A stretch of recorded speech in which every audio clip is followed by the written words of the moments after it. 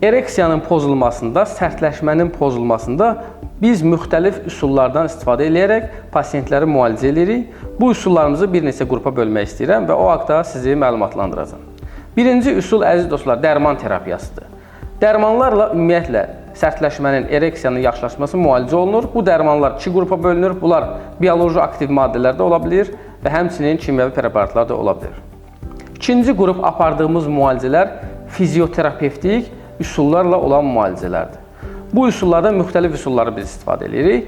Bunların içərisində ən çox fokuslaşmış ultrasəs, hansı ki, yüksək intensivli ultrasəsin təsirindən prostat vəzidə və cinsi orqanlarda qan dövranı yaxşılaşır. Prostat vəziyə hardasa 5-10 dəqiqə ərzində ultrasəsin təsiri nəticəsində mikrogolğuzuqlar yaranır.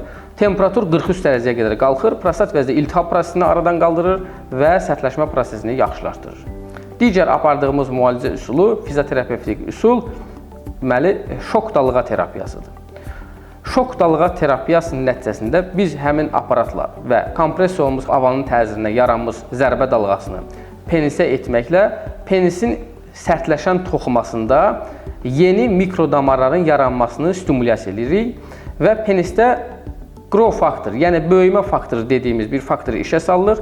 Nəticədə yeni angiogenez prosesi işə düşür, mövcud damarlar genişlənir, mövcud damarlarda qan axımı yaxşılaşır və mövcud damarların yeni şaxələri yaranır. Bunun nəticəsində də pasient özündə sərtləşmənin yaxşılaşmasını hiss edir.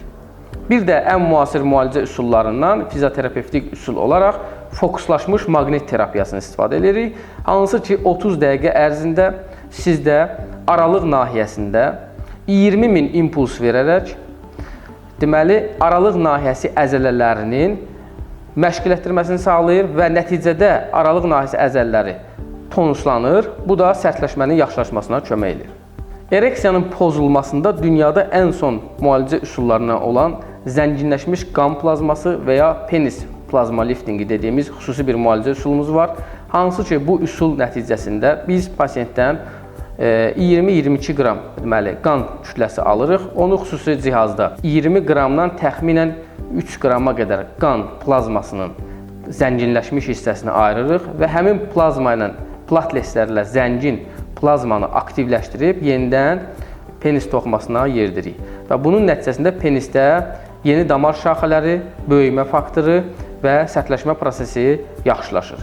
Zaman-zaman bir neçə həftə ərzində, hətta deyə bilərəm ki, bir neçə il penis toxumasının cavanlaşması prosesi baş verir. Əziz dostlar, sərtləşmə probleminin pozulmasında həmçinin biz xüsusi məşq üsullarından istifadə edirik ki, bu məşq üsulları pasientlərin fəaliyyətini yaxşılaşdırır və onlara o tövsiyəni elədikdə xəstələr hətta ev şəraitində bununla məşğul olduqda cinsi funksiya qaydasına düşür. Həmçinin ereksiyanın pozulmasında, sərtləşmənin pozulmasında xüsusi psixoloji üsullar və ya taktikalar, texnikalar var ki, onları da biz pasientə məsləhət görürük və istiqamətləndirir. Nəticədə həmçinin sərtləşmənin yaxşılaşması və ereksiyanın yaxşılaşması baş verir.